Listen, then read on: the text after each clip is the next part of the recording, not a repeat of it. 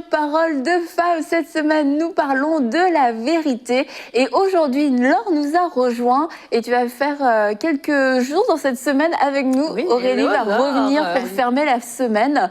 Mais on avait envie de te voir quand même un petit peu cette semaine. Vous aussi, vous m'avez manqué. Oh, c'est gentil. T'es sûre parce qu'on parle de la vérité là. Alors,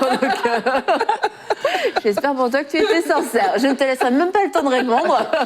Aujourd'hui, on va parler de la vérité dans les relations. C'est un sujet qu'on a un petit peu abordé alors quand on a fait notre série sur les limites, savoir poser des limites dans les relations. C'est aussi de savoir parler en vérité. Aujourd'hui, on va vraiment s'axer sur la vérité, savoir dire la vérité dans une relation, savoir aussi entendre la vérité dans une relation, comment dire et quand dire la vérité.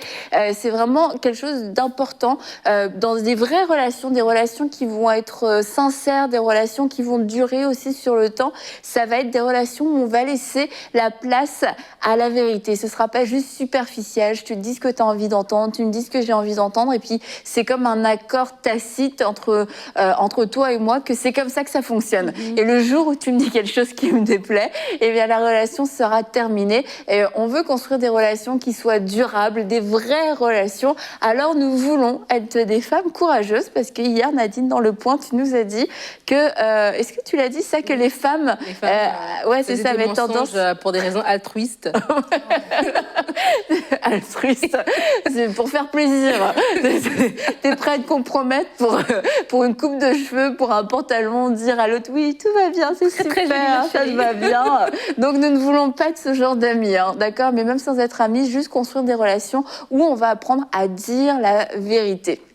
Donc, on va commencer en fait tout de suite avec toi, Laure, où tu vas pouvoir répondre à une question. Ouais. Alors, la question, vous connaissez maintenant, vous savez comment ça se passe. Vous envoyez votre question en vidéo à allolesfilles@emcitv.com. Et puis, si votre question, on peut y répondre, eh bien, nous prendrons le temps d'y répondre pendant une émission. Et aujourd'hui, Laure, tu réponds à cette question de Christina, c'est ça? Ouais. Est-ce hypocrite de ne pas oser dire ce que je pense aux autres? Oui, alors Christina, pour répondre à ta question, donc moi je vais commencer en te disant ça dépend. Donc dans la Bible, donc il y a écrit tout est permis mais tout n'est pas utile, tout est permis mais tout n'édifie pas, que personne ne cherche son propre intérêt mais plutôt celui de l'autre. Donc ça c'est dans 1 Corinthiens 10 versets 23-24. Et en fait, c'est sûr que il faut bien penser lorsque tu veux dire, si tu penses quelque chose, est-ce que ça va édifier la personne? Est-ce que ça va être constructif? Et si ça ne l'est pas, je pense pas que c'est hypocrite de pas le dire. Je pense juste que c'est de la sagesse, parce que finalement, ça va pas forcément aider la personne à avancer dans sa vie, dans son cheminement. Donc finalement, il n'y a pas vraiment d'intérêt à le dire. Puis ensuite, par contre, voilà, c'est sûr que si après la personne va te poser la question, donc sur quelque chose même peut-être de futile, là, il va falloir que tu répondes avec honnêteté, même si c'est pas quelque chose d'important, ça va être important que tu répondes vraiment ce que tu penses, parce que sinon là, effectivement, ça va sonner hypocrite. Et puis pareil aussi, si il y a quelque chose que tu ne penses pas. Ne le dis pas dans le sens où ne dis pas l'inverse, je vais bien m'y retrouver. Voilà. Par exemple, je vais prendre un exemple tout bête. Tu vois ton amie qui porte une tenue mais que tu trouves pas forcément belle, ne fais pas exprès de dire elle est super belle ta tenue, parce que il y a pas vraiment d'intérêt. Autant ne rien dire que plutôt que de dire quelque chose que finalement tu ne penses pas vraiment. Voilà. Donc ça c'est pour le début. Et ensuite, par rapport à cette question, moi la question que ça m'amène à penser, c'est pourquoi tu n'oses pas dire les choses en fait. Qu'est-ce qui te retient de dire ce que tu penses? Et parce qu'il faut vraiment prendre en considération que finalement, être honnête, c'est ça aussi aimer. Dans la Bible, il y a écrit que au Proverbe 27, qu'une critique franche vaut mieux qu'une amitié qui ne s'exprime pas. Et finalement, lorsque tu vas être honnête avec ton entourage, avec les gens autour de toi, et finalement, tu vas les aider aussi à se construire. Faut penser qu'on est le corps de Christ, on est là pour s'édifier, pour s'encourager, et finalement, on a besoin des uns des autres. Donc lorsque tu penses quelque chose et que tu penses que ça peut aider la personne à côté de toi, si c'est dit avec sagesse et amour, bien sûr, ça peut être bon aussi de le dire.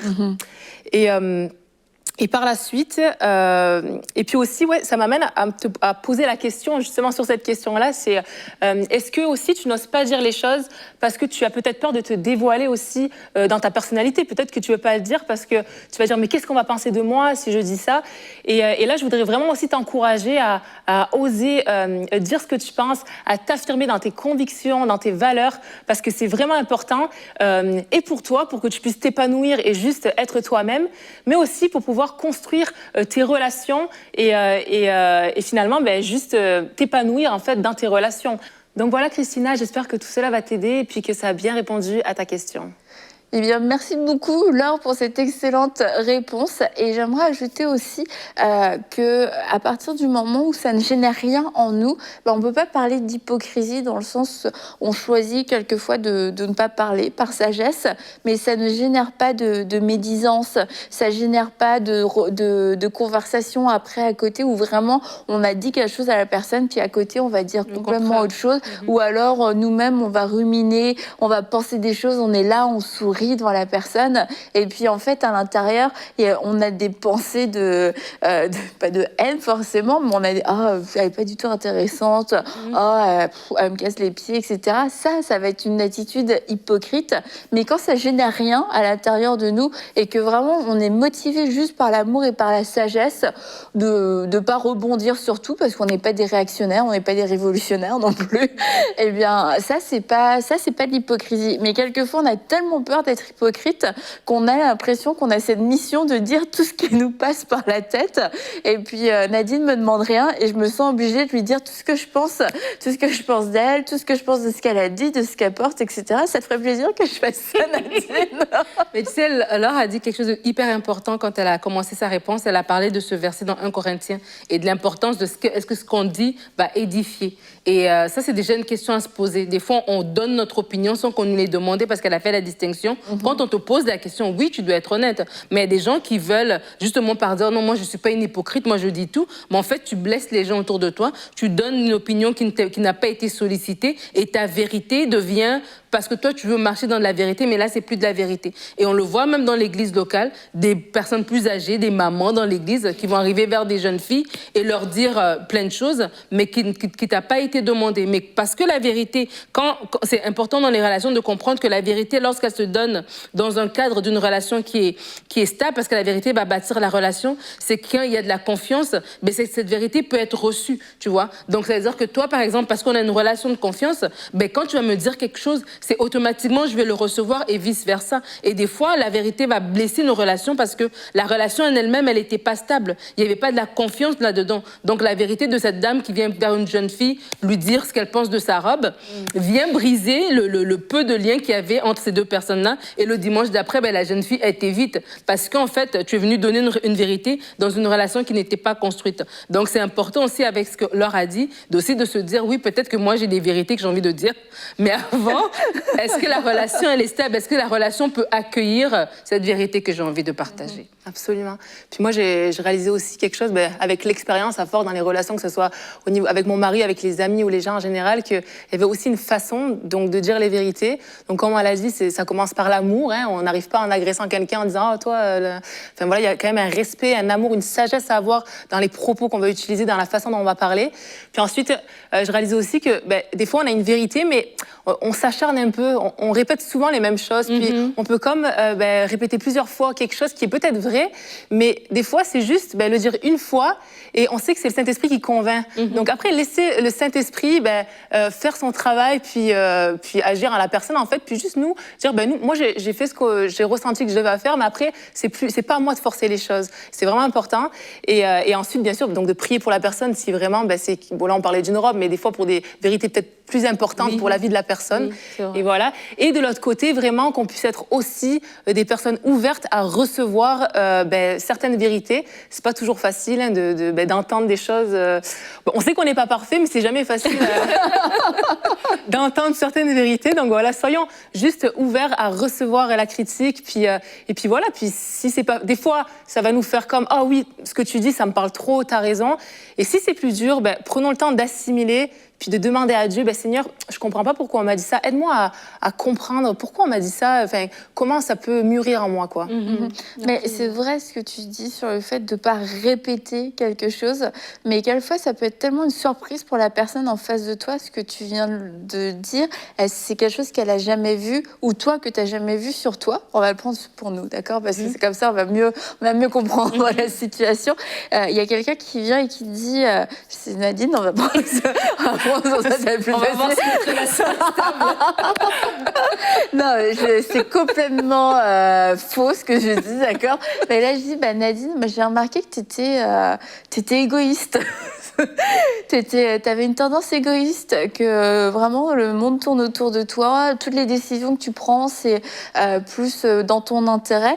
C'est pas forcément facile à entendre. Et toi, t'en as jamais eu conscience, personne ne te l'a jamais dit. Et vu que t'as jamais eu t'as jamais réfléchi à ça, sur le coup, tu peux être comme... Non, pourtant, moi, je pense aux gens, j'aime les gens, j'ai pas l'impression de faire ça. Si, tu fais ça. Et là, t'insistes, là, t'as un historique de 10 années. Et puis, quand elle avait voulu prendre un gâteau au chocolat, toi, t'avais dit que tu voulais ça. Et puis, du coup, c'est là où ça peut vraiment venir blesser la personne, parce que, comme tu l'as dit, Laure, on n'a pas laissé la place à l'esprit de vérité, de venir faire ce travail, de venir convaincre la personne, et de le convaincre d'une façon divine, où ça peut amener une forme de tristesse, mais ça amène aussi un espoir, ça amène une solution, ça amène...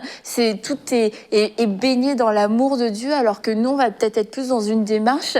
Tu vois, j'ai raison, tu vois, tu ne l'avais pas vu, et ça peut faire du mal, c'est vrai. Et je pense que ça, c'est vraiment un point. On dit la vérité, mais après, c'est pas nous qui avons le ministère de la vérité, c'est pas nous qui faisons l'œuvre du Saint-Esprit. Il faut vraiment avoir confiance dans le Saint-Esprit, l'esprit de vérité, pour venir convaincre l'autre personne, et après avoir cette maturité de se retirer finalement et de continuer de prier, et pour que, si vraiment ce que j'ai dit était vrai, que ça puisse porter du fruit, mais que ce soit pas au détriment forcément de notre relation, parce que je serais dans une démarche complètement humaine en fait, où je vais juste blesser l'autre personne. Et c'est faux, hein, t'es pas égoïste. Je sais.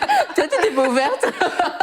Et justement, ça amène ce point de dire qu'on peut entendre des vérités sur nous, c'est des perceptions à la fin de la journée, et que justement on doit être ouvert à entendre des vérités tout en laissant aussi Dieu faire son travail. Je dis ça pourquoi? Parce que c'est pas tout le monde qui est bien intentionné. Il y a des gens des fois qui nous ont dit des vérités, mais en fait ils voulaient juste nous casser des balles. Des balles, c'est ça exactement. Et si on doit, parce que des fois on peut être susceptible et du coup on n'entend rien, mais vraiment d'être équilibré pour dire ok, d'abord d'avoir des gens de confiance qui ont le droit de parler dans nos vies et qui ont le droit de nous dire des vérités, mais aussi d'être assez confiant en Dieu, confiant en nous-mêmes, que lorsque j'entends une vérité de quelqu'un, entre guillemets, une vérité selon la personne, parce que c'est sa perception, peut-être qu'elle m'a vu juste une fois et que je lui ai pas donné un gâteau, puis là, du coup, elle donne jamais rien, c'est sa perception. Mais quand j'entends ça, que ça me casse pas, que ça remette pas en question toute ma vie, de tous les cadeaux que j'ai déjà faits, tu vois un peu. Et des fois, c'est ça, c'est que la vérité dans les relations, c'est la vérité pour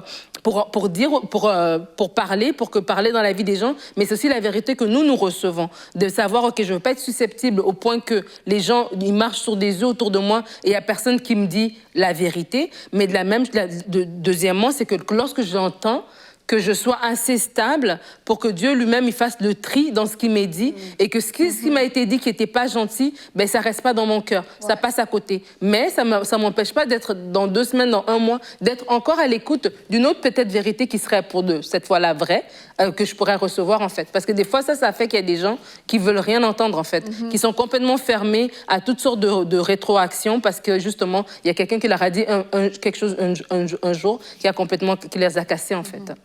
Rétroaction, genre feedback, retour. Feedback. Non, mais c'est vrai qu'il y a des façons de le faire. Et on a fait une série pas une série, mais une émission sur faire la différence entre le discernement et le jugement. Et je pense que ça vient aussi compléter ce qu'on est en train de dire aujourd'hui. C'est qu'on doit être motivé par l'amour et dans le désir de voir un changement chez la personne. Pas un changement juste qui va nous faire plaisir à nous, mais un changement qui va faire que la personne va va grandir en fait, va grandir spirituellement. Et souvent on utilise aussi pour les gens qui sont extrêmement francs et qui n'ont aucun problème avec la confrontation, ils vont utiliser la vérité. Non mais moi je parle en vérité, la Bible dit qu'il faut se parler en vérité, mais en fait c'est juste parce que je veux que tu changes vis-à-vis de moi, parce que ton comportement me dérange, mais j'ai aucunement cette recherche de ton bien-être ou de ta croissance à toi. Et je pense qu'avant de pouvoir dire des choses qui peuvent sembler dures, on doit vraiment s'examiner nous-mêmes, sonder nos motivations et plutôt que de se dire automatiquement non mais moi c'est parce que je marche dans la vérité. En vérité, je vous le dis. Parce que si on voit que le fruit c'est juste des personnes blessées, ah bah non, mais au moins moi j'ai dit le fond de ma pensée, tout le monde sait ce que je pense. Ah oui, tout le monde sait ce que tu penses, mais il n'y a plus personne qui veut t'entendre. Moi j'aimerais te dire que non, pas ça. Et tu vois, Annabelle, quand on parle de la vérité dans les relations, ça me fait penser au mariage. Tu vois, la relation de couple, c'est une relation aussi où la vérité doit être établie. Et des fois, dans le couple, on peut... Tu sais, on a parlé hier, lundi, des mensonges. Et qu'on peut dire des mensonges pour éviter des conflits ou des mensonges pour bien paraître, etc. Mais vraiment, on parlait de l'importance d'avoir la conscience de la vérité, de savoir que si on choisit la vérité, on choisit d'être du côté de Dieu. Et la conscience de la vérité, en tout cas, d'avoir la vérité pour ceinture dans notre mariage fait toute la différence. De commencer même par des petites choses, même dans les fiançailles. On va pas se mentir, ok? J'ai pas pu être là parce que, bon, j'ai été prise. J'ai pas pu être là parce que j'étais avec une amie, etc. Ça va nous aider, en fait, à créer ce climat de confiance. Et dans le mariage, c'est vraiment important. Des fois, il y a des couples qui se mentent sur des petites choses, mais qui deviennent après, plus tard, des grandes choses. J'ai déplacé une somme d'argent parce que je voulais aider mon ami, je savais que tu serais pas d'accord. Donc, du coup, j'ai maquillé ça et je n'en ai pas parlé, etc. J'ai peut-être fait des transactions, des choses pareilles. Donc, c'est vraiment important de se dire que parce que la vérité est du côté de Dieu et la vérité bâtit la confiance, que dans le couple, lorsque nous pratiquons la vérité, parce qu'on est habitué à se parler et qu'on est... comment ça s'appelle? On est sincère l'un envers l'autre, on est authentique l'un envers l'autre. C'est-à-dire que même quand il y aura des grandes vérités à dire, on serait capable de partager parce qu'on est dans un lieu de confiance. Hier, quand tu as terminé l'émission, tu as parlé d'adultère, d'avortement, etc. Mais si on est dans un lieu de confiance dans le couple, du coup, je sais que oui, ça va être dur. Peut-être on va peut-être... ça va être tendu pendant un petit moment, mais au moins, je te l'aurais dit pas pour me vider le cœur, mais parce que j'ai confiance en toi, je peux te partager ça par rapport à moi et tu peux l'accueillir en fait. Et ça, c'est super important. Des fois, on peut vouloir mentir pour cacher des choses, éviter un conflit, mais vaut mieux avoir un conflit aujourd'hui, mais là, au moins, c'est réglé, que toute sa vie, tout son mariage traînait un mensonge en fait, et puis c'est comme une porte ouverte à l'ennemi. C'est des endroits dans lesquels on ne peut jamais aller avec son mari ou sa femme parce que, ben voilà, on l'a pas dit les choses dès le début. C'est drôle que tu abordes ce sujet parce que c'est exactement un point aussi que je voulais amener, de dire que justement, nous, avec Samuel, c'est vrai que depuis qu'on est mariés, il y a quelque chose qu'on a vraiment mis en place, c'est vraiment de toujours être transparent, et de peu importe si on pouvait avoir des pensées qui venaient nous affecter ou ça pouvait être des mensonges ou peu importe quoi qui pouvait venir affecter nos pensées, on allait venir l'exposer. Donc, pour vraiment, justement, comment dirais-je, que l'ennemi n'ait aucune place là-dedans, dans le mensonge ou peu importe quoi, et qu'on puisse vraiment l'exposer puis prier ensemble là-dessus. Parce que des fois, il suffit de peu pour qu'on se dise, on n'ose pas le dire à notre conjoint parce qu'on se dit, mais qu'est-ce qu'il va penser de moi? Ou, c'est un peu comme tu as dit, quoi. Ou finalement, est-ce que ça va créer un conflit? Non, de vraiment laisser aucune place à l'ennemi, puis de toujours être transparent à 100%, même si c'est des petites pensées. Moi, je sais que des fois, j'ai eu des pensées, je me dis, mais c'est tellement insensé, pourquoi tu penses ça? Mais je me suis dit, je vais quand même l'exposer parce que je veux pas que ça me joue dans la tête. Comme ça, on va prier ensemble, puis on va pouvoir ramener la vérité en moi, en fait. Puis l'ennemi, comme ça, il a plus de place. Et en fait, voilà, c'était juste pour ajouter à ce que tu disais que justement, nous, c'est vrai que depuis qu'on est mariés, on s'est dit, on va toujours être transparent, puis que la vérité soit vraiment cette fondation à tous les niveaux, jusqu'à la moindre petite pensée. Il y en a qui se disent, wow, on a du travail à faire. Et comme tu disais, Nadine, genre, tu déplaces de l'argent, tu dis pas pourquoi. Ça, c'est le genre de truc, sur le coup, tu veux bien faire, tu te dis, bon, c'est pas si dramatique que ça. Mais quand c'est exposé, quand le jour arrive où, pour X raisons, je sais pas, moi, on est à la banque, je vois monsieur ou madame, vous avez fait telle transaction. Comment ça, on a fait telle transaction?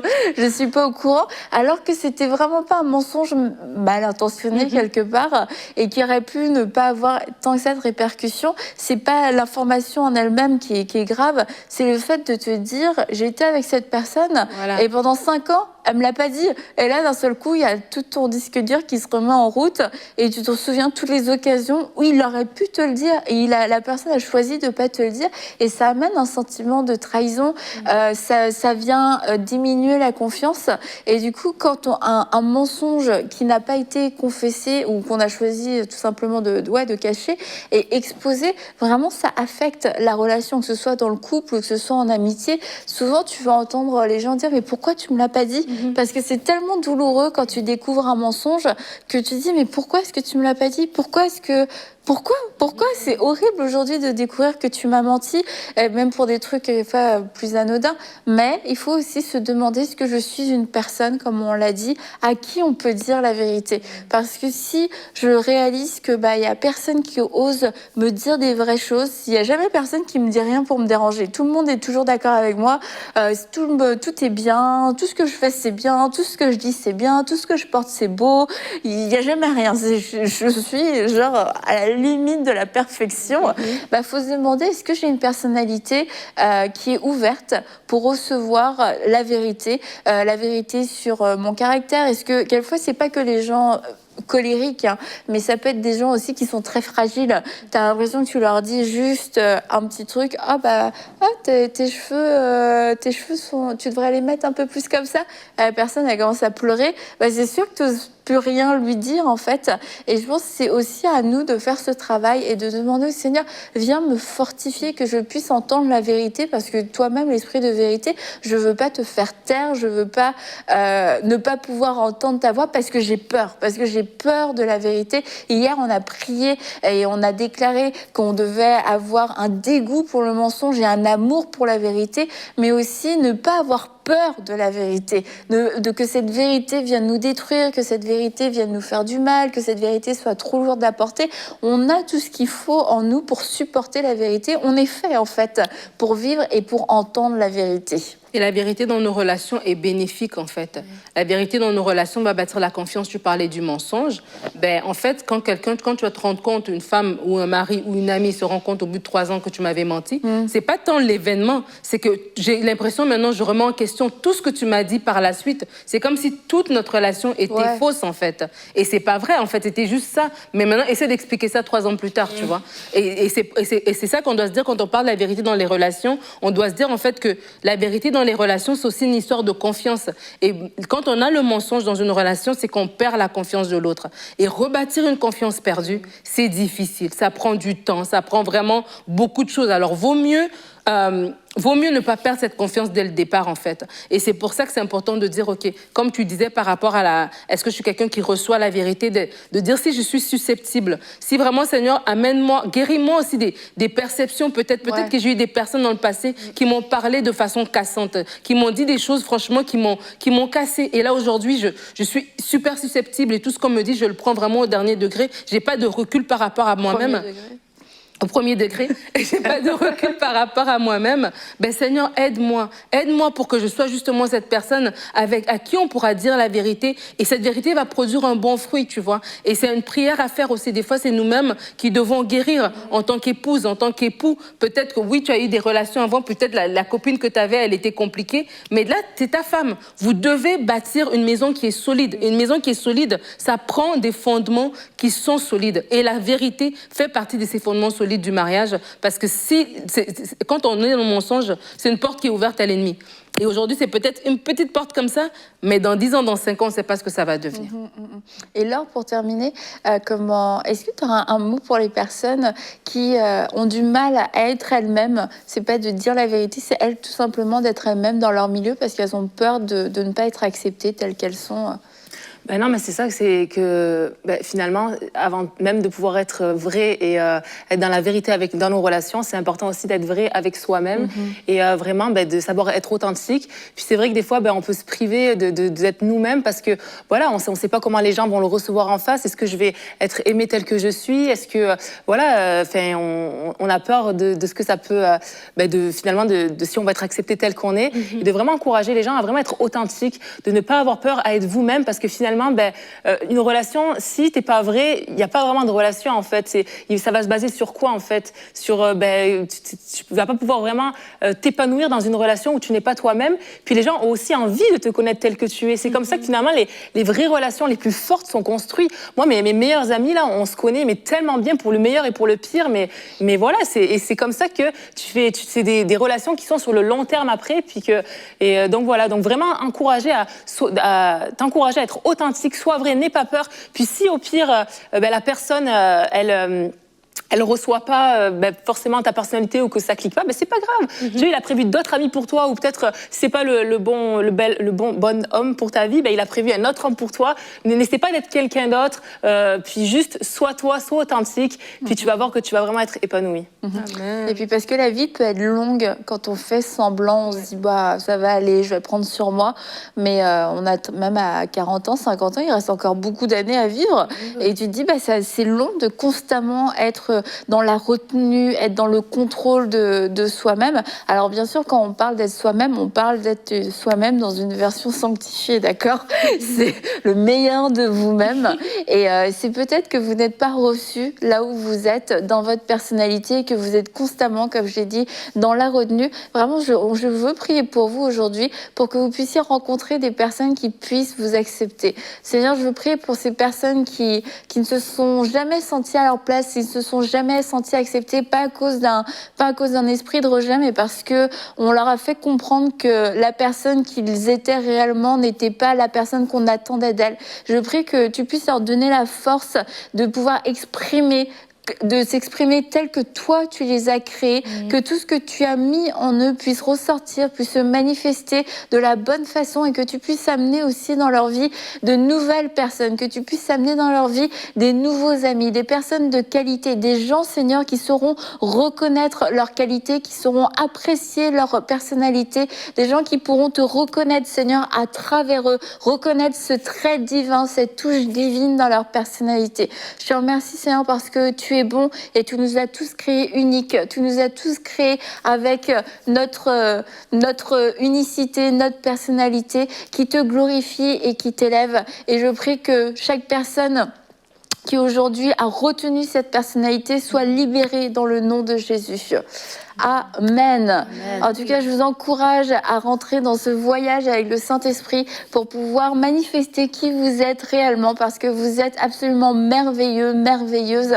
Et si le Seigneur vous a créé comme ça, c'est aussi parce que il a quelque chose à faire avec votre personnalité, et c'est parce que ça lui plaît aussi, et c'est un reflet de sa propre personnalité. Alors ne l'étouffez plus. Et demain, nous parlerons de la vérité avec les enfants. Comment faire en sorte que les enfants aiment la vérité et eux-mêmes disent et agissent dans la vérité. Alors à demain dans Parole de Femme.